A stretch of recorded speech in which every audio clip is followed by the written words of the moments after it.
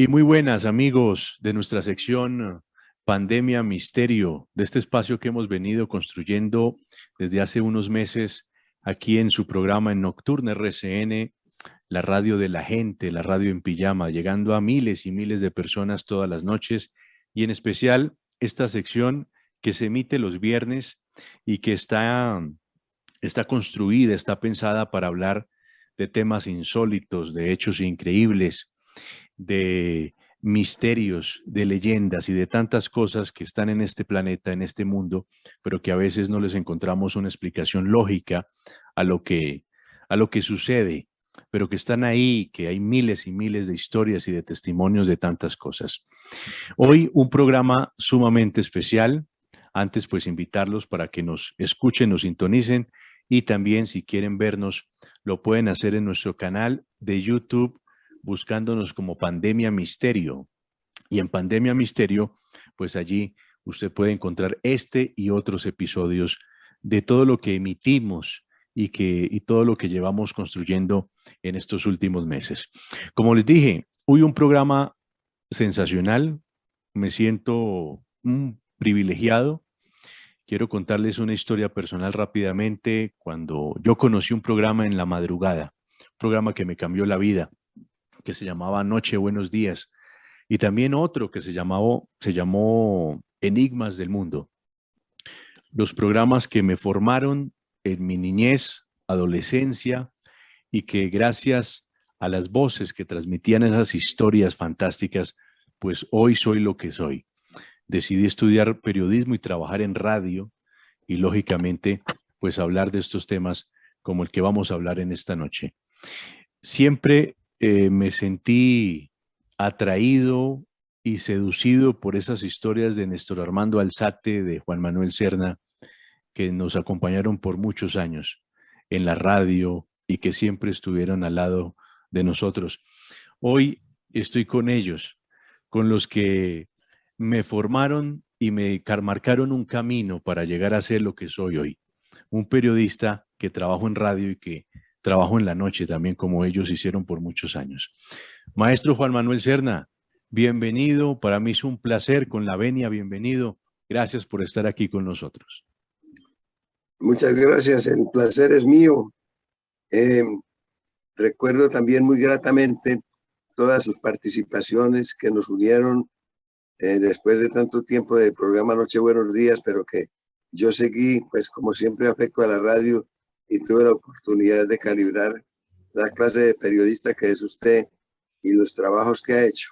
De manera que me siento también muy privilegiado de poder alternar con usted a través de este espacio. Muchas gracias. Gracias, maestro. Néstor Armando Alzate, el amigo de tantas noches, bienvenido. Gracias por estar aquí en esta cita. Don Diego, para usted muchísimas gracias por la invitación. Es un privilegio poder estar aquí. Tengo el honor y siento el privilegio de haber participado con ustedes en Nocturne RCN, con don Julián y con usted, en especiales que hemos hecho de Semana Santa y otras charlas a las que me han invitado, y para mí, créame que es un privilegio y un honor el que ustedes me hayan llamado. Y hoy particularmente me siento mucho más feliz porque tengo al lado mío, aparte de usted, tengo al lado mío a mi amigo, maestro, mentor, confidente, papá, esposo o esposa, yo no sé cómo, porque fue un matrimonio por ahí de 20 años que lo único que nos faltaba era acostarnos juntos. De resto siempre estábamos juntos y peleábamos y todas esas cosas, discutíamos, pero siempre prevaleció primero el respeto por el otro, la lealtad, la fidelidad y el afecto. Entonces, para mí es un privilegio y un honor estar de nuevo con Juan Manuel. Hago votos para que se le quite esa gripita que tiene y saber que está muy bien, porque pues hablamos por teléfono, pero hace ratico que no nos vemos físicamente desde el año pasado, pero el afecto, el amor está intacto. Él sabe que lo amo entrañablemente, vos lo sabes, mi querido Juan, y siempre lo digo, decir yo, muy buena parte de lo que soy se la debo a mi maestro Juan Manuel. Muchas gracias, mi querido Cristo Viejo. Vio, ya empezó, ya tenías que dañar todo, hombre. Después de todo lo bonito que digo, lo tenés que dañar así, hombre. No, es que vos sos un Cristo. vos sos un Cristo, vos sos una cosa, pero no tan viejo pues, pero de todas maneras has hecho una labor maravillosa y también a mí me acompañaste y me toleraste, que eso fue lo más importante. Yo también tengo que agradecerte mucho. Y lo que te digo, lo que pasa en los matrimonios, ¿no? Hay peleas y hay cosas, pero las relaciones se dañan, pero nunca los sentimientos, hombre. Así es, eso es cierto. ¿No es Qué cierto? maravilla. Es cierto. Qué maravilla. Y así como ustedes los están escuchando, así salían sus programas y me imagino que así salían sus consejos de redacción, entre comillas, ¿no? Porque eso no es como ahora, cuando a veces me dicen, ¿cómo es su consejo de redacción con Julián Parra? Nosotros nos hablamos una vez en el día y ya cada uno sabe qué tiene que hacer y en la noche empatamos todo. Entonces todo fluye, no necesitamos 2, 3 horas de hablar y de cuadrar, no. No, nosotros nos llamábamos, yo llamaba a Juan y le decía, Juan, hoy hablamos sobre la importancia del agua en el arte de la navegación. Listo, chao. Ese era el consejo de redacción de nosotros. Sí, sí, sí. Y Eso es ya. lo bueno de estar conectados, ¿no es cierto? Es lo que llaman la transferencia. La transferencia, no, Y la transferencia afectiva. llega uno a conocerse tanto con el otro que con solo una mirada mientras estamos el uno frente al otro trabajando, ya sabemos qué va a decir el otro, para dónde va y qué le puedo yo soltar para que él lo retome y lo desarrolle o viceversa. Yo creo que eso es lo bonito de todo esto y a mí me parece que los consejos de redacción se volvieron demasiado tecnificados y entonces cuadriculados y punto uno dura 1 minuto 30 segundos, al minuto 30 segundos. No, o no, Juan. O hágame una No, por crónica, Dios. hágame una crónica en 2 minutos, imagínese, uno qué puede decir en 2 minutos. Yo recuerdo un profesor que hubo aquí, yo creo que Juan lo conoce, pues por razones obvias yo no voy a mencionar el nombre. Él decía que cuando trabajábamos en radio había que hacer un libreto para todo. Entonces yo le decía, oíste, hombre, y entonces explota una bomba en la esquina y nos sentamos a hacer el libreto para la bomba, hombre, ¿vos sos bobo qué? ¿Cierto, Juan? No, es que para llegar a esa autonomía se necesita mucho, hombre. Definitivamente, sí. Así es, así es. Bueno, los he invitado y me siento en medio de estos dos maestros, de estos dos titanes, porque un poco, si vemos los medios tradicionales en el país, el tema de los espacios en los que se habla con fundamento y de una manera muy rigurosa de los misterios, pues prácticamente es inexistente. Si nos remontamos a quienes empezaron a hablar de estos temas de una manera muy juiciosa y muy estructurada, pues fueron ustedes. Tenemos que mirar de pronto, los decanos de todo esto están en España, esos programas maravillosos que se hacían en España, en televisión y en radio, pero a los que nos gustan estos temas y a los que nos seducen los temas, independiente de que uno crea en los fantasmas o no crea, o crea en los ovnis, o crea en las leyendas en nuestro país, en el mundo, pues independiente de todo esto, pues nosotros somos seres históricos y todas esas historias son maravillosas de escuchar y de conocer.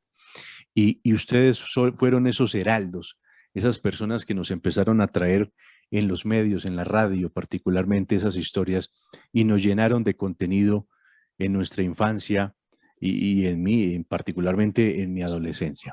Así que hoy vamos a hablar de un tema, de un hecho que ustedes nos lo van a relatar. Yo le invito a la gente que se siente, cierre los ojos, agudice los sentidos y escuche esta historia en la voz de estos dos narradores natos, de estas dos personas que nos van a contar ese hecho. Porque hoy vamos a hablar de fantasmas, entendiendo que no solo existen registros de fantasmas como supuestos espíritus o almas errantes, sino que también podríamos hablar de lugares fantasma, por ejemplo, o también podríamos hablar de objetos fantasma, un objeto que está ahí, lo vemos, no una persona, sino un objeto está ahí y desaparece. Y bueno, esto hay muchos registros en la historia, aunque tradicionalmente se ha supuesto siempre que los llamados fantasmas o aquellos que atraviesan ese umbral de la muerte, aparentemente no pueden regresar, pero si lo hacen, no podrían incidir en la vida de los individuos, ni mucho menos hacerles daño.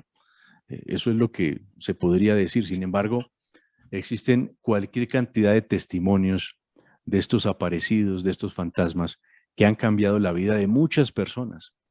Y aún más, muchos de estos fenómenos han incidido en la integridad física de muchas personas. Es decir, así como un fantasma puede merodear una casa por mucho tiempo, uno dice, no, es que allá en ese castillo hay un fantasma, y simplemente uno puede tener una experiencia de verlo y lo asusta a uno, no siente susto. Bueno, existen esos fenómenos, pero otros, y hay registros a lo largo de la historia, pues pueden traer un mensaje y en otros casos, y escuchen esto, pueden ayudar a los seres humanos a salir de un percance o también a prevenirlo. Hay datos y registros de casos donde un fantasma, un familiar aparece y le dice no vayas allá a ese viaje y listo, y se esfuma. Y después aparecen, no van al viaje y resulta que pudo, gracias a no ir al viaje, pues salvó su vida. Para el programa de hoy vamos a hablar de un camión fantasma. Si bien en la cultura colombiana existen muchas historias de seres que aparecen en caminos, en casas, en veredas, en ciudades, esta historia tan pronto la conocí, pues me dejó muy pensativo y me llamó mucho la atención. Un camión fantasma. No sé cómo vamos a empezar, Néstor o el maestro Juan Manuel. Como quieran, vayamos. Yo voy a sugerir esto. Sí, señor. Como yo relaté esto en mi canal de YouTube, lo conté con pelos y señales. Y obviamente que dije que esa aventura la vivimos Juan Manuel, la esposa de él, mi señora y yo, viniendo de Arboletes. Pero me gustaría que fuera Juan el que empezara, porque es también una forma de contrastar mi versión con la versión de Juan, que no hemos hablado sobre esto desde aquella época. No, nunca más. Pero vea, nunca más volvimos a hablar, pero que sea él que lo cuente y yo voy reforzándolo.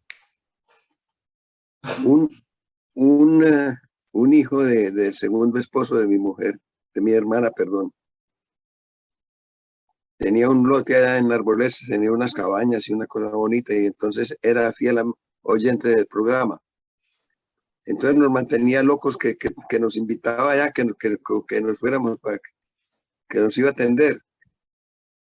Yo tenía una camioneta de esas rancheras, pues, de esas que andan por el monte, y entonces cuadré con Néstor y dije, bueno, ya no hay más, aquí no queda más otra que ir a visitar a este amigo, hombre. Y arrancamos, ¿no? Llegamos Arboletes, allá. Arboletes en el Urabá antioqueño, ¿no? Sí, sí. En la Sí, costa. señor. Perfecto. En los límites entre Córdoba y Antioquia. Eso queda en toda la raya. Sí, señor. Nos divertimos en Arboletes porque es un sitio agradable, ¿no? Un mar muy bonito, buena plataforma, bueno, muy buena comida, porque allá todavía se comen mariscos, pues a toda hora. Allá hay un pez que llaman cabecehuevo, que es una maravilla, hombre. Y no llega sino por épocas. Todo eso pues lo vivimos. Y cuando arrancamos de regreso, pues entonces nos vinimos en el carro. A mí me gusta andar rápido, ¿no? Y entonces, llegando a Tarazá, había unos separadores de la carretera antes del puente. Resalto que llaman, o policía acostado. Policía, sí. De Valdivia, antes de Valdivia, Néstor, antes de Valdivia. Sí, en Tarazá, llegando a la Quebrada del Rayo. Bueno. No me di cuenta y frené en seco. Y se pegaron los frenos. Se frenaron dos llantas. Entonces ese carro ya no se movía. Después de que lo dejamos enfriar un ratico, arrancábamos y a trechos corríamos un poquito, pero volvía y se paraba.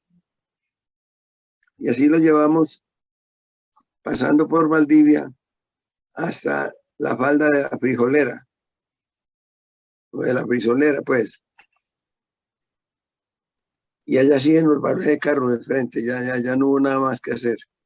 Pero lo que más nos preocupaba es que en esas montañas que han sido santuario de los guerrilleros, nosotros notamos la presencia de los guerrilleros, estaban ahí, porque se mandaban señales con linternas, ¿no? De morro a morro. De morro a morro, sí, claro. Y entonces dijimos, aquí sí nos llevó el demonio, hermano. ¿Y cómo arrancamos este carro? y es cuando aparece un camión de escalera, se baja un tipo, saca un cable, nos sale el carro y volvió a arrancar. Y siguió derecho el carro. El camión se perdió y el carro siguió andando, la camioneta. De pronto volvía y se frenaba. Y otra vez volvía y aparecía el camión para jalarnos. Y ya llegando a Yarumal, pues en un charco que se había hecho en la carretera, ahí sí quedamos fue anclados del todo. Ahí sí se nos no hundió fue ese en el cañito este de la frisolera que el hilito de agua que atravesaba la carretera. Bueno, es que exactamente, que hay muchas saliditas de agua que cuando estaba lloviendo mal, duro. Entonces, cuando llegamos a ese puntico donde hay un desagüe, pues hay un hilito de agua, pero eso con lluvia se pone muy feo. Y ahí nos quedamos clavados, y ahí aquí sí ya no se sigue nada más.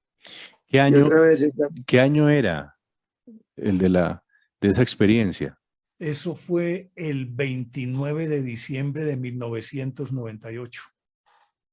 O sea, estamos hablando de más de 20 años. Y que, como decía Juan, la época en que las guerrillas se tomaban las carreteras y entonces hacían retenes donde les daba la gana. Claro. Y de morro a morro se hacían con linternas, utilizando el alfabeto Morse, intercambiaban mensajes. Y nosotros metidos ahí en ese caño, y el carro justo sobre el caño, el hilito de agua seguía corriendo, iba aumentando, y caían pedrusquitos de la montaña, porque ahí era uno de los lugares en donde más derrumbes había, Juan, ¿cierto? Así es, sí. Es decir, los peligros eran varios. Que se creciera más eso, Derrumbe. pero también que se viniera un derrumbe, y ahí sí, pues no, mejor dicho. Entonces, ahí sí estábamos desesperados, pero yo me de acuerdo las tres cosas teníamos miedo. Y te interrumpo ahí porque yo recuerdo que cuando el tipo se bajó del camión, a ver, como preámbulo, digamos que en ese momento ni subía ni bajaba ni un solo carro. Y cuando uno estaba en carretera, cuando uno está en carretera, lo primero que pensaba en aquella época era que si no vienen carros es porque hay un retén arriba. Claro. Entonces, nosotros asustados porque ni subían ni bajaban carros. El tipo llegó en el carro, amarró la guaya, casi que ni hablamos, es que nosotros no hablamos con el señor, y llegó y puso la guaya con el cable y la agarró del bumper de la camioneta, pero como el cable quedó combado, es decir, no estaba templado, cuando él arrancó, le arrancó el bumper a la camioneta, ¿te acordás, Juan? Sí, claro. Y entonces después lo agarró de un gancho de abajo, de una parte del herraje del chasis. Y le hizo ahí un nudo y arrancó y jaló el carro y lo sacó de ahí. Ustedes arrancan de Arboletes en la tarde, ¿no? Tarde-noche. 5:30 de la tarde. 5:30. 5:30, 6 de la tarde. Ya estaba, como decían los montañeros antes, pardito, estaba pardito, Juan. Venían 4 personas en ese vehículo, o sea, ustedes y sus esposas. En la cabina, Juan en un extremo, pues manejando, yo en el otro extremo y en la mitad las dos señoras. Y llegan a la frisolera más o menos, ¿qué hora era en ese momento que llegan allí? Yo le calculo, Juan, después de las 12 de la noche, ¿cierto? Sí, después de las 12. Y lo que pasa es que después de que cogió ese policía acostado, que pasamos la quebrada del Rayo, el carro empezó a gorgorear, que ahí decía Juan que se apagaba y volvíamos y arrancamos, pero bueno, llegamos hasta Valdivia y bueno, ya coronamos aquí, tomemos cafecito y sigamos para arriba. Y ahí fue donde la cosa se agravó, ¿cierto, Juan? Claro, pero se puso más maluca cuando caímos en ese hueco. Claro.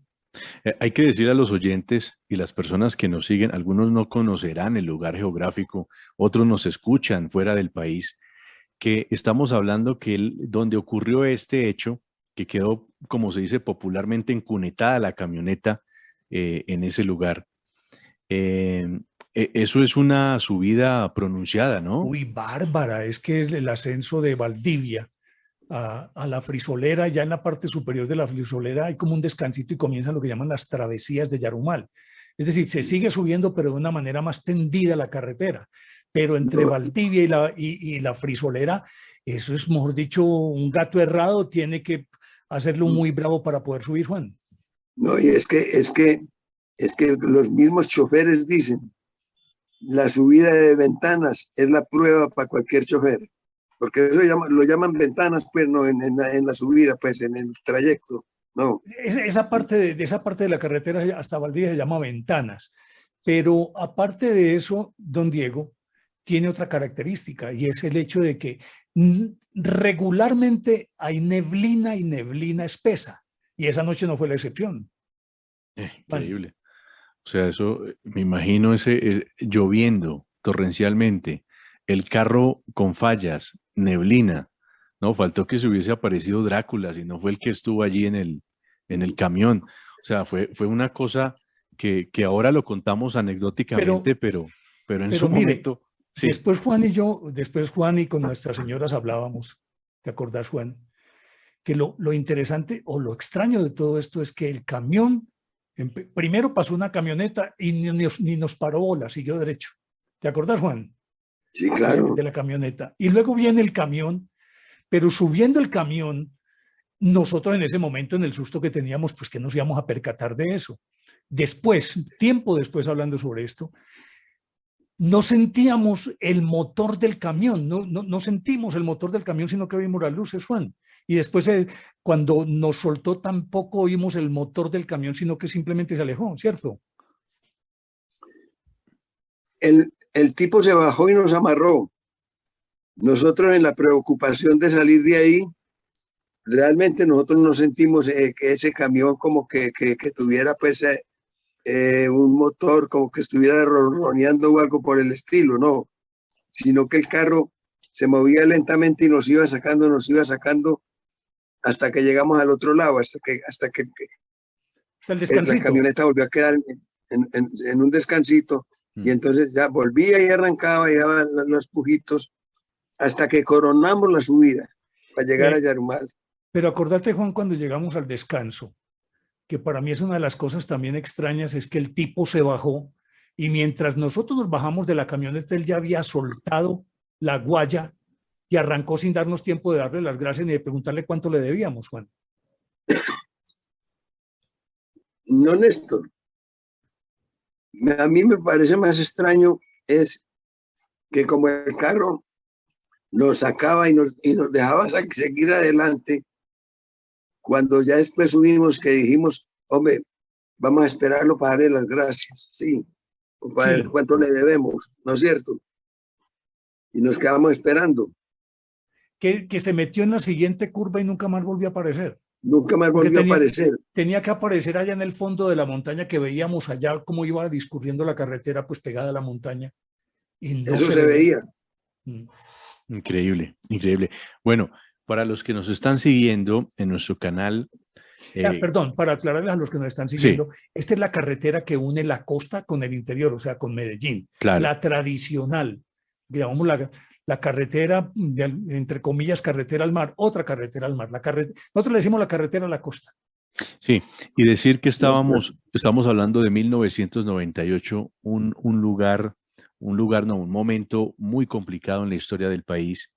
Recordemos que la historia que era noticia diaria, una pesca milagrosa, un secuestro, los retenes en las carreteras del país donde los guerrilleros, los guerrilleros paraban y miraban de pronto un carro de alta gama para el momento y se llevaban el carro o secuestraban a alguien o paraban los buses de línea, esos buses que van por las carreteras. Entonces era un momento sumamente delicado y pues no fácil, no fácil. Arrancan ustedes de Arboletes, empiezan a subir esa montaña muy pronunciada, la noche muy oscura, la neblina, la lluvia, y quedan ustedes allí metidos en esa cuneta, que además algo que me llama la atención es que Néstor contaba que bajaba un hilito de agua que pasaba precisamente por esa Por la carretera. Por la Encima de la carretera. carretera. Ujú. Y Por la ese, cunetica esa. y ese hilito, si seguía lloviendo, como estaba lloviendo, pues ya no sería un hilito, sino un gran caudal de agua podría aparecer ahí, ¿no? Sí, sí. Es que Porque inclusive, ¿cierto, lo Juan? que Iba, pasa iba siempre, creciendo, iba creciendo de a poquito, ¿cierto? iba creciendo, es que ya sentíamos el agua que nos llegaba a las rodillas. Pero es que lo más curioso es esto, hombre, que cada que nos pegábamos, pues que la camioneta empezaba a jalonear hasta que se quedaba quieta, ahí aparecía el camión. Sí. Eso es lo raro. Si cada que la camioneta se quedaba ya frenada, inmediatamente aparecía el camión, se cuadraba al frente, no decían nada, sino que lo amarraban y ¡prum!, lo jalaban. Oíste, Juan, vení, Juan. Y don Diego, vos me estás dando otros elementos que yo le echo cabeza y no los tengo claros. Esa parte de que volví a aparecer y volví a aparecer, para mí es muy difusa, tal vez por el miedo que No, yo tenía. pero fue así, hermano. Sí fue cierto, y yo no lo consigné en la historia cuando ya la conté. Sí, señor, en las travesías. Después de que nos dejó en las travesías, nosotros lo alcanzamos, tratamos de alcanzarlo, pero nunca lo alcanzamos, pero siempre aparecía. Exactamente. Entonces, cada que la camioneta se frenaba, aparecía el camión. Ahí es donde se pone uno a pensar, ¿no? ¿Apareció usted, lo veían enfrente de ustedes? ¿O No, aparecía? él llegaba, se orillaba, se cuadraba, bajaba un tipo, sacaba la guaya esa, pues el cable, amarraba el carro y jalaba. O sea Cuando que estaba fueron, al otro lado, o sea que fueron muchas veces remolcados o varias veces. y fue varias veces, claro. Increíble. Juan, vos te acordás de la cara del tipo. Yo no puedo, por más que trato Era un tipo, tenía era un mono, de los que llamamos bebecos, ¿no? Y venía pues vestido con una camisita a cuadros y un pantalón caqui. Y él se bajaba por detrás del carro, del camión, y hacía pues la operación que había que hacer, ¿no es cierto? Sacar la guaya, sacar el cable ese y amarrar la camioneta y decirle al chofer que le diera para adelante, que jalara. Cuando sacaba la camioneta, soltaba la guaya, arrancaba y nosotros también. Pero después de que se nos perdía, nos volvíamos a varar y volvía a aparecer en el camión ahí. Oíste, hombre, don Diego, yo voy a tener que volver a contar esa historia, Hay porque que esa volverla a parte la grabar. tengo muy difusa. Esto que está contando Juan, yo no sé, o tal vez por la impresión yo recuerdo que sí, que parábamos y volvíamos a arrancar y que veíamos el camión y el camión desaparecía. Pero esto que me está contando Juan, vos sos más observador que yo no me acuerdo muy bien de eso, Juan. Bueno, además Néstor, es que mira, por ahí carros no había. No, ni uno. Si pasaba ni un subía carro, ni bajaba.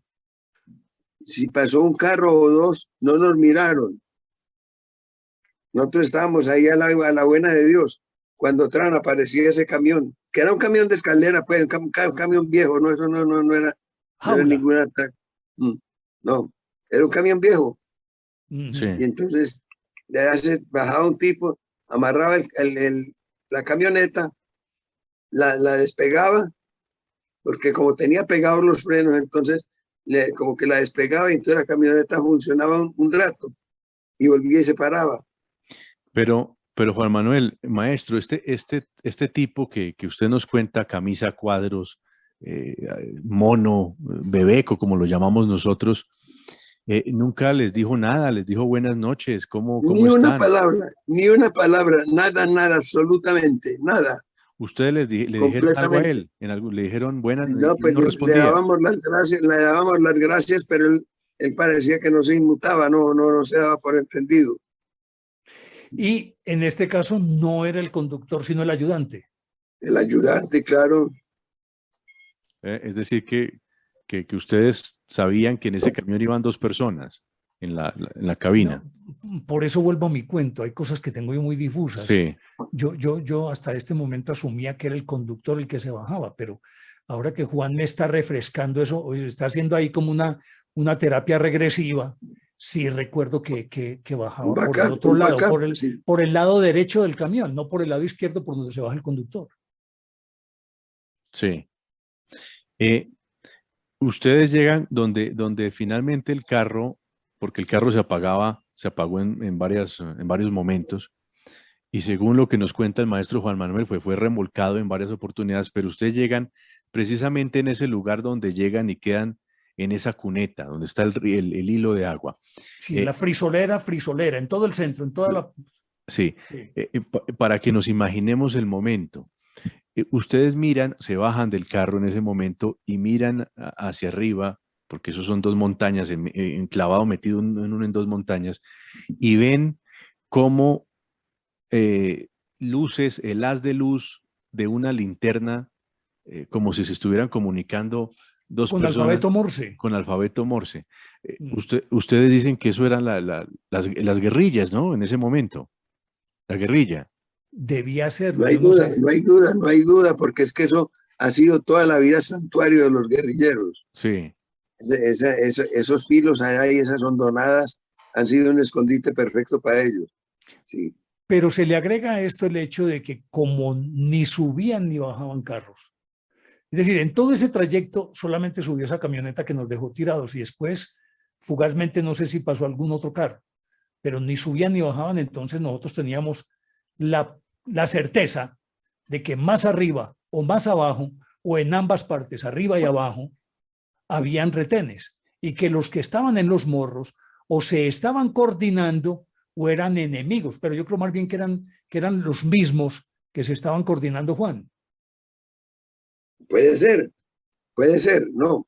Eso no nos tocó a nosotros, pero definitivamente por allá hubo mucha pesca milagrosa y acuérdese que quemaron carros y todo eso, ¿no? Y, Claro. y por eso la gente no andaba de noche, por eso la gente no andaba de noche por ahí, porque era un sitio muy peligroso. Era en el gobierno de Andrés Pastrana, del sí, 98 al 2002. claro, antes de Álvaro Uribe, que llega en 2002. Bueno, es decir que donde ustedes no hubiesen sido remolcados por ese camión viejo y por ese hecho extraño que les sucedió, pues, o sea, no me quiero ni imaginar qué hubiese pasado. Yo no sé, Juan, qué penses vos, pero aquí en lo que llaman las escaleras, pues, o las chivas que les llaman ahora, en la parte posterior pintaban una escena que era muy gráfica. Un niño en un árbol colgado de una rama que se está partiendo. Por la otra rama viene una serpiente. A un lado tiene una colmena de abejas y abajo está como un león o un tigre esperándolo, pues allá abriendo las fauces para pararlo. Hemos dicho, nosotros estábamos en esa, si no era la niebla, era la quebrada, si no era la quebrada, era la guerrilla, si no era la guerrilla, era el derrumbe. Estábamos, yo creo que estábamos en un punto extremo donde había peligro, pero por todas partes, Juan. Así es, ¿no? Y acordate que a ese niño lo estaba cuidando el ángel de la guarda, hombre. Ah, sí, señor, y ahí apareció también el ángel de la guarda. Sí, señor. Eso es, entonces. Bueno, mire, yo no soy, yo tengo una mente, pues, más o menos científica, más o menos, porque uno cree en la ciencia, pero mi estadía de 4 años y medio con los indígenas amazónicos me lleva a cambiar de mentalidad. Yo sé que hay muchas lógicas en el mundo y que no existen únicamente la lógica aristotélica, que es la de la causa y el efecto. La Hay cosas occidental. que no... Sí, esa es la lógica occidental, ¿no? Causa-efecto. Pero no, hay cosas que no corresponden a la lógica aristotélica. Y en eso sí, pues te puedo contar historias las que quieras con respecto al mundo de los indígenas. En eso sí. Sí, don Diego. No, después de que, ya para ir rematando esta historia que lo deja a uno sin palabras y lo deja a uno muy pensativo. En la última remolcada, quiero que me cuenten en el último momento que pudieron ver ustedes el camión. Nosotros llegamos a Mina Vieja. Llegamos Sí. a Mina Vieja. Mina Vieja se llama el sector. Sí. Y que entre otras cosas tiene fama de que salen espantos. Aquí en Medellín hay un dicho que sale más que el espanto de Mina Vieja. Ese ya es un imaginario pues que está muy bien establecido aquí entre la mentalidad, entre el colectivo, ¿no? Entonces llegamos a Mina Vieja. Como ya de ahí sigue bajada, ese carro rodó hasta que llegamos a la bomba Yarumal. Eso es.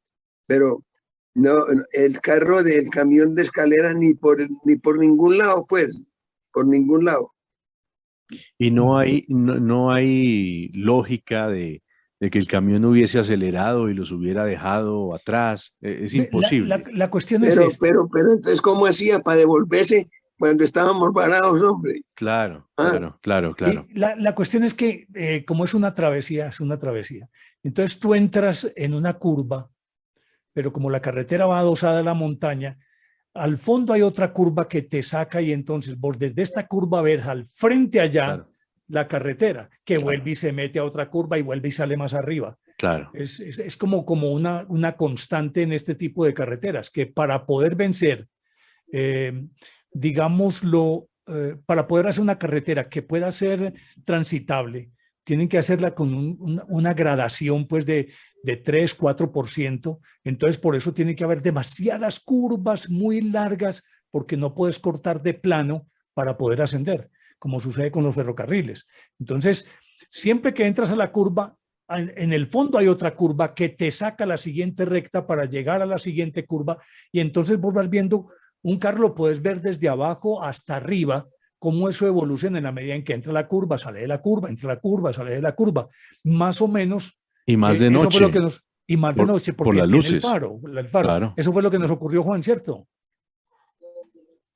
Sí, es que mira, Néstor, el quid de esto, digamos, el núcleo, la almendra de este cuento es que ese carro nos jalaba y se iba.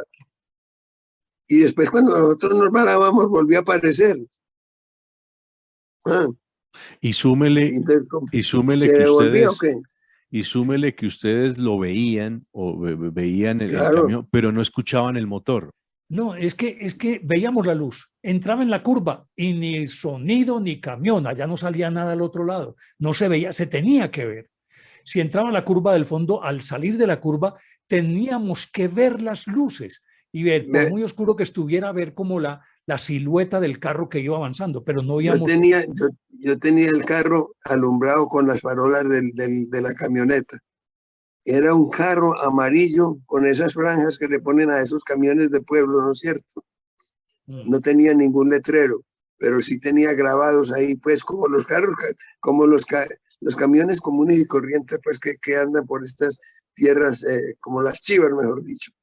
Entonces, era una chiva de ahí, de algún pueblo, ¿no? Pero, ay, hombre, por Dios, esas cosas sí no me dejó sin aliento cuando yo decía, pero ¿cómo así que cada que nosotros nos varamos aparece el mismo ritual? Llega, se para el carro adelante, se baja el ayudante sin decir una palabra, porque ahí nadie habló, y arrancaba. ¿En qué hora eran cuando llegaron ustedes a Medellín, cuando ya regresaron? Cuando llegamos perdón, Juan, lo que pasa es que cuando ya llegamos a Yarumal, yo tenía que trabajar como a las 7:30 de la mañana en la gobernación. Entonces yo me subí a un bus que venía de Yarumal para Medellín. Juan se quedó tratando de arreglar la camioneta a la entrada de Yarumal, ¿cierto, Juan? Sí, cómo no. Ahí en la bomba de Yarumal había un taller. Ya se quedaron Juan Manuel y Olga Lucía. y yo me vine con Adriana, mi señora, me vine en el bus. Yo llegué hasta ahí, no sé qué pasó de ahí en adelante. Por la tarde ya hablamos que este arregló la camioneta y llegó a Medellín. Así fue. Bueno, así fue. Y después de que ya pasan 24 horas, pasa una semana y vuelven y se hablan ustedes sobre esa experiencia Es que ahí fue donde recapitulamos todo, nos sentamos Sí. a hablar. ¿Oíste? ¿Vos te acordás de la voz del tipo? No. ¿Vos te acordás de la cara? Yo le decía, yo no puedo ubicar la cara de este señor. ¿Vos oíste el motor del carro? No, yo no lo oí. Pero en ese momento nosotros estábamos en una situación extrema y no nos percatábamos de eso. Eso no era relevante para lo que nos estaba ocurriendo. Eso fue después que lo recapitulamos, Juan. ¿Se conocen, maestro Juan Manuel y querido Néstor, se conocen otras historias similares en la zona? No, pues es que el camión fantasma de la frisolera es ya lo que llaman ahora los muchachos un mito. En este caso, pues no es mito urbano. Como la Llorona o una cosa así, que se aparece allí. Es que por las carreteras de Antioquia, carretera de Antioquia que se respete vieja, tiene que tener un camión fantasma o un automóvil fantasma, Juan. O como por ejemplo la ida la ida para Florencia, un pueblo que se llama Tarqui. Contá esa historia, esa es muy brava, don Diego, óigala. Yo no estuve ahí. Adelante, maestro Juan Manuel. Iba para Florencia, Caquetá, y entonces entre Garzón y ya la carretera para coger a Florencia, pues hay un pueblo que lo llaman el pueblo de las brujas. Y si usted visita ese pueblo y lo ve y dice, no, tía, aquí tiene que vivir, aquí tiene que haber aquelarres y de todo, porque eso es lo más siniestro. La iglesia es una construcción toda vetusta, con unos armazones que tienen, es decir, tienen cuadros, van subiendo como una especie de cajones, ¿no? Y entonces se ven ahí, pues, que eso es un nido de murciélagos y de todo eso. Como unos nichos. En todo caso, Tarqui se llama, y lo llaman el pueblo de las brujas. Y efectivamente, una vez iba yo de noche para allá, para Florencia, y por ahí por Tarqui había unas mujeres en la orilla de la carretera y me pusieron la mano. Pero en ese tiempo tampoco se podía uno ir parando ahí en una carretera así nomás. Entonces yo seguí derecho, las determiné, pero cuando di una curva y seguí más adelante, allá volvieron a aparecer las mujeres, ¿no? Al otro lado de la carretera. Las mismas dos mujeres. 3. Las mismas 3 mujeres. Sí. Pero se te aparecieron 2 veces. 2 veces, sí. Lo que dice la gente, los nativos, es que son brujas. Pues hombre, de que las hay, las hay. Sí. No, lo que pasa es esto. Mire, en eso tratan de dar muchas explicaciones científicas, pero hoy en día están tratando de explicar estos fenómenos a través, por ejemplo, de la física cuántica y de muchas cosas, ¿no? Pero yo creo más bien que esas cosas son misteriosas y que pasan y que hay veces que nos toca vivirlas, aunque no son trascendentales. Por eso es que nadie se da cuenta de eso. Pero a muchas personas le ocurren situaciones de esas y de pronto no hacen alaraca ni hacen bulla, pero que son verdaderas, ¿no? Es verdad. Y yo tengo referencia de muchas de esas cosas. ¿Y por qué será, Néstor, que hay personas que tienen cierta sensibilidad, y yo me arriesgo a decir que ustedes la tienen, para estas cosas, ¿no? Para estar y conocer estos fenómenos, y hay otras personas que pueden andar por la misma vía de ustedes y nunca ver nada? Yo diría que lo que dice Juan en torno a la física cuántica tiene sentido también en la medida en que la energía, que como sabemos no se destruye sino que se transforma, es algo que está ahí de manera perenne, pues es algo que nunca va a desaparecer. Y no sé si eso explicaría, por ejemplo, a los fantasmas que llegan y regularmente aparecen en las circunstancias en que murieron. Y se repite y se repite y se repite como un sinfín. Eso sucede, por ejemplo, con Catalina Howard, que en la Torre de Londres, la quinta esposa de Enrique VIII, resulta que ella logró escabullirse de la celda para pedirle clemencia y salió corriendo detrás de él y él no la quiso escuchar ni parar bola, sino que siguió derecho. Y esa escena se repite en la Torre de Londres, como en la Torre de Londres también, en los jardines de la Torre de Londres, se habla de Ana Bolena con la cabeza bajo el brazo. Sí. La pregunta es, y yo creo que en ese sentido, Juan, que es un científico, yo no lo soy, ¿cómo se puede explicar si es que ese momento en el que sucede su condena o que ella está en el paroxismo de su agonía o de su miedo, genera tanta energía que esa energía se queda acumulada ahí y que como una especie de visor en el tiempo reproduce una y otra vez lo mismo? ¿Puede pensarse en eso, Juan? Sí, es que mira, precisamente es la teoría cuántica de ahora, ¿no? Que inclusive los pensamientos, ¿no? Los deseos y muchas cosas pueden tener forma física. Entonces vos puedes, digamos, dejar una imagen de una escena muy fuerte, ¿no? Muy trascendental, dejarla grabada en algún aspecto, ¿no? Como una fotografía, ¿no? Como... Sería lo que llamamos, Juan, el registro acásico. Puede Algo ser, así sí. como una memoria de la humanidad que queda ahí, porque es que esto me lleva a pensar también en otro cuento. Yo no sé si vos te acordás que yo conté la historia y yo no sé si don Diego la conoce. Las famosas psicofonías que Germán de Argumosa por allá en 1958 logró captar voces del pasado, entendiendo que cada palabra que se pronuncia es una vibración que queda flotando en el espacio y que se puede recuperar, Juan. Eso se explica, eso tiene un origen. Resulta que en Texas, en Austin, en la ciudad de Austin, empezaron a aparecer en la televisión unas publicidades que no eran de ahí, ¿no? Productos que no eran de ahí, en un idioma que no era de ahí, es decir, en un inglés que no era el de ahí, de Texas. Y aparecían de pronto en la televisión y después desaparecían, pero sistemáticamente. Y además programas que se habían emitido 10, 15 años antes y que de pronto abruptamente irrumpían en el televisor. Así fue. Por ejemplo, discúlpeme, maestro Juan Manuel, durante la Segunda Guerra Mundial, pues sabemos que hubo muchas batallas cruentas donde muchos murieron, por ejemplo, la batalla de Normandía o otras. Y hay testimonios de personas de 40, 50 años después de ese hecho que se despiertan un día o en una noche, los despierta el sonido de los bombardeos, por ejemplo. La batalla de Dieppe, eso fue cuando los ingleses trataron de recuperar, cuando los embolsaron los alemanes contra la playa, que fue el rescate de Albuquerque, que fue una proeza, una cosa épica. Rescataron más de 250,000 hombres en una semana.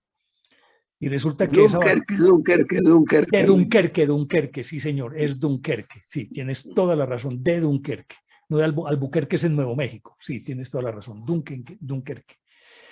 Y un par de mujeres por ahí en 1900, eso fue en el 42, en el 62 estaban descansando en un hotel y de pronto de madrugada, como a las 4 de la mañana se habían levantado, pues al final de cuentas querían observar el amanecer o yo no sé qué, y empezaron a sentir el estruendo de la batalla, los cañonazos, los gritos, se reprodujo perfectamente el sonido, no la imagen, el sonido de esta batalla y duró 4 horas. Lo interesante de todo esto es que ninguno de los habitantes de Dunkerque, ni los otros que no eran turistas, percibieron nada. ¿Usted acordás de esa historia, Juan? Del rescate de Dunkerque. No, del rescate de Dunkerque, claro que sí. Y que se escaparon porque Hitler tenía sueño. Es que no lo podían despertar para que diera la orden de atacar. Pero sí, eso fue pues, otro de los milagros, digamos. No. Sin embargo, Todas esas cosas sí pueden pasar. O el ejército Yo de los estoy campos seguro de eso. cataláunicos. Sí, no. Ahora, además, acordate que es que la mente humana no ha sido explorada, hombre, por Dios. Si mucho hemos llegado a un 10% de lo que es la capacidad del cerebro y para percibir, oiga, para percibir. O sea que hay muchas cosas que pueden quedar. Sí, Esta señor. imagen, la batalla atrapada en el tiempo se llama. Sí, señor. Aquí la tengo. Sí. Las dos Sí, mujeres. Sí, en el puerto de Dieppe. ¿O cómo se pronuncia eso en francés, Juan? Se escribe Dieppe. Dieppe. Dieppe. Eso fue, aquí me dice, 1951, 4 de agosto de 1951. O sea, como 8 años después. Según esto, la batalla había sido 19 de agosto de 1942. Ellas percibieron esto en 1951. 9 años después, sí. Increíble. ¿Qué libro es ese, Néstor? Uy, esta es una joya que Juan Manuel trató de robármelo toda la vida y no pudo. Y se quedó con las ganas. Se llama el gran libro de lo asombroso e inaudito. Ahí sí le llevaba ganas mi amigo Juan Manuel a este libro. Pues, una novia que tuve sabiendo mi deseo, resulta que en la casa lo tenían y me lo mandó. No lo tengo aquí a la mano, pero no me vas a chicanear más a mí tampoco. Pues. ¿Vos te lo robaste también? No, a mí se lo robaron por mí.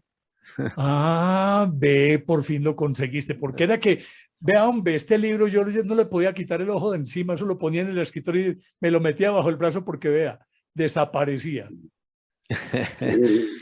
Bueno, Néstor, Juan Manuel, hemos tenido una conversación deliciosa. Quisiera, para ir cerrando, que cada uno nos comentara a los oyentes, bueno, ya lo han hecho, pero a modo de conclusión, ¿qué concepto tienen ustedes de estas apariciones? ¿Son ilusiones tal vez personales del cerebro que nos engañan? ¿O esto es un fenómeno que puede manifestar a miles de personas, se puede presentar a millones de personas y lo pueden ver? ¿Debemos ser sensibles cada ser humano para poderlo apreciar? ¿Cómo podríamos decir esto?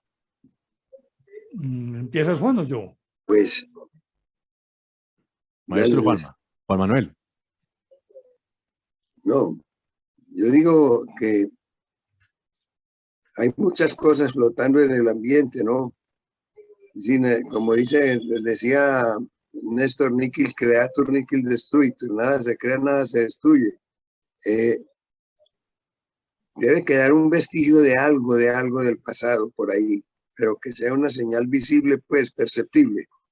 Y que falta ver cómo se hace revivir eso, con qué clase de estímulo, cómo aparece, pero de todas maneras, lo cierto es que el hecho es verdad, el hecho está ahí. ¿Cómo ocurrió? No sabemos las causas ni cómo se pudo llegar a eso. Pero mire, por ejemplo, si usted va para una casa vieja de esas de piedra, usted oye ruidos por la noche. Eso ya está comprobado que es la resonancia que como lítica.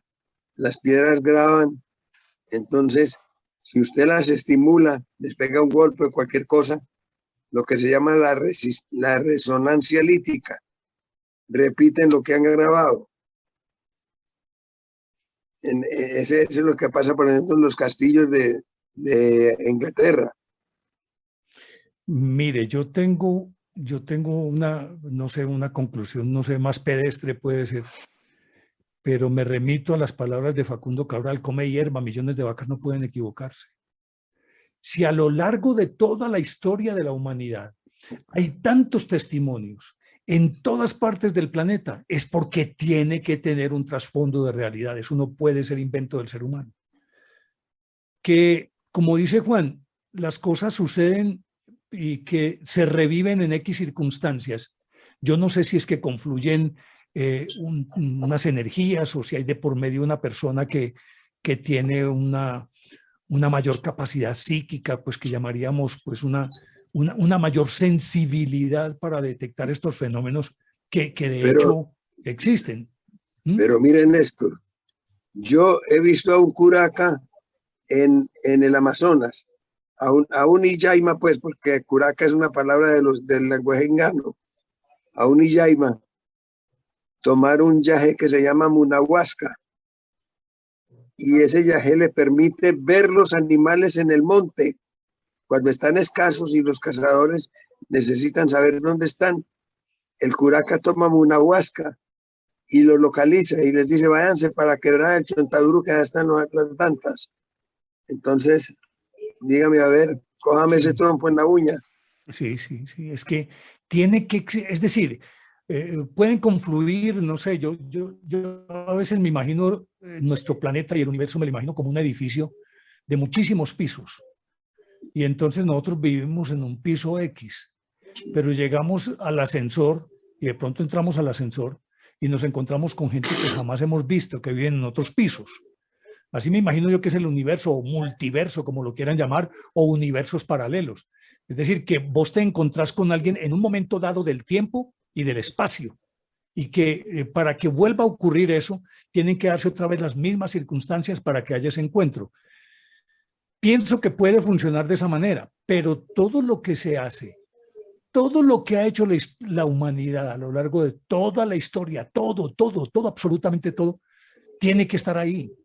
La cuestión es cómo manejo yo el tiempo, cómo pensamos que es el futuro, el presente y el pasado. Juan, vos tenés una definición muy buena de futuro. ¿Futuro es qué?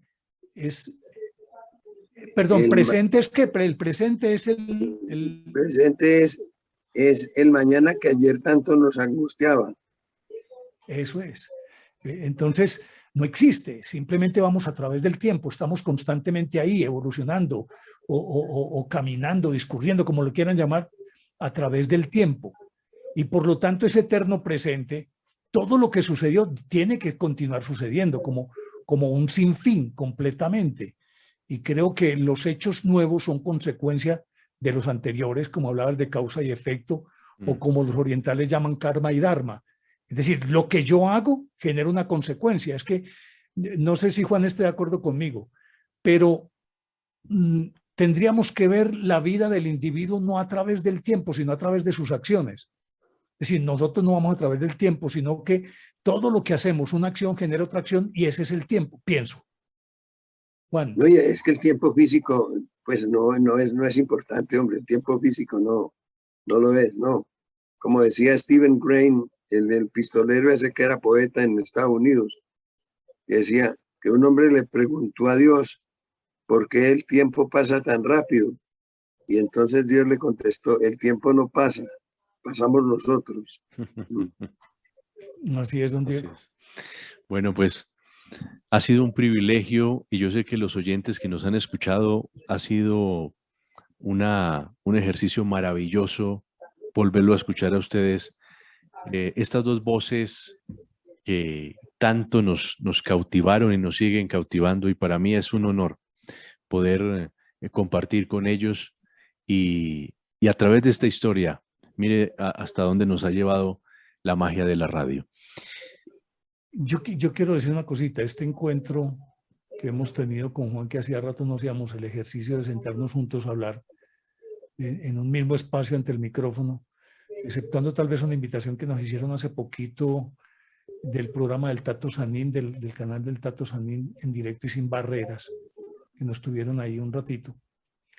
No habíamos tenido este ejercicio y yo lo añoro permanentemente, tener otra vez el privilegio de sentarme con mi maestro Juan Manuel a hacer buenos programas.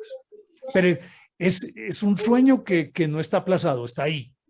Y que yo sé que Juan también siente lo mismo y en alguna oportunidad Dios y la vida nos van a dar la posibilidad claro que sí, yo añoro eso, yo lo añoro. Y la gente también, la gente, claro. Es que la gente... Así es, claro. Una recordación de hace 30 años, hombre, por Dios. Así es. Y yo los invito a que nos vayamos en una camioneta desde Arboletes hasta Medellín, una noche. Ningún problema, ya sabemos cómo es la cosa. Sí, ya sabemos cómo es la cosa, ya sabemos dónde está. Juan, te quiero mucho. Mueve montañas. Juan, te quiero mucho. Lo mismo. como siempre. A don Diego, mi admiración y mi respeto, yo. Lo mismo digo yo, don Diego, gracias por la invitación, mi admiración y respeto a usted, a don Julián, y gracias por esta invitación. No. Ha sido muy grata. Y les agradezco a ustedes. Recuerden seguirnos en YouTube como Pandemia Misterio. Ahí pueden ver este y otros episodios. Maestro Juan Manuel, maestro Néstor Armando, un abrazo de verdad. Feliz noche y también les mando un abrazo desde la distancia. Muchas gracias. A usted, Lo mismo para muchísimas usted, muy gracias. Que amable. esté muy bien. Chao, don Diego. Hasta luego.